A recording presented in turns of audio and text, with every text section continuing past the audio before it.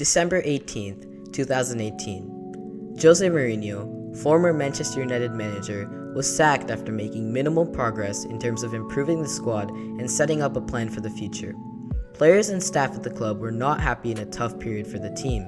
Youth players were not developed effectively, and the future looked dim with almost no bright prospects emerging into the team. United were 6th in the Premier League, but closer on points to relegation than league leaders Liverpool. Out went Mourinho, and in came Ole Gunnar Solskjaer, former Manchester United player and club legend. Ole led Manchester United to 8 consecutive wins and was given the permanent job after good results upon good results. What sealed the deal for Ed Woodward was an emphatic comeback against PSG, and on March 28, 2019, Ole Gunnar Solskjaer was given a contract as a permanent manager for 3 years. This leads us to a point that many people overlook. Ole was given the interim manager position until summer.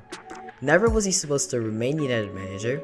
In fact, after given the job, United proceeded to lose 7 of their next 9 games, their only 2 wins coming against West Ham and Watford, both matches ending 2-1 United's favour. In their last 3 games, United proceeded to get 2 draws and 1 loss, finishing 6th in the Premier League table, with 66 points and 5 points off the top 4. What if Mauricio Pochettino, the manager most linked with Manchester United, signed with the club after Ole's tenure? He would take over that summer despite having a job with Tottenham. When it comes to centre backs, Poch would have been provided with Phil Jones, Chris Smalling, Victor Lindelof, and Eric Bailly. There's many ways he could use these players, but one way he could use them is choosing 3 to represent in some sort of a trio. In a 3-4-1-2, United could play Dalot as a right wing back and Luke Shaw or Ashley Young as a left wing back.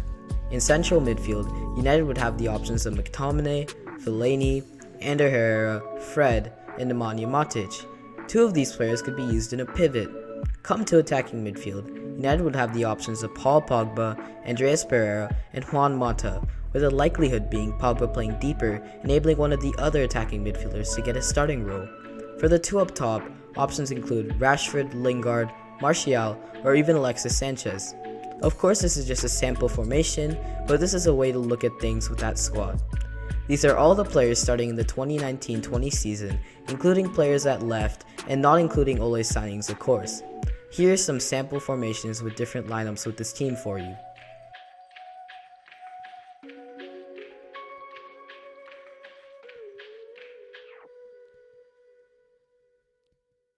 There are many more variations, of course, but I'll let you think about that yourself. Let's move on to potential signings now. Poch, even with Tottenham, was linked to Bruno Fernandes in the summer 2019 transfer window. It's quite possible that United acted up on this deal, with many clubs backing their managers in their first year in charge. Toby Alderweireld, a Spurs player, could be linked to United as well, with a player known to like his coach. The pair obviously worked together at Tottenham, so Poch would be able to get the best out of the player. Of course, there would be more transfer rumors, but let's pretend that United got these 2 players.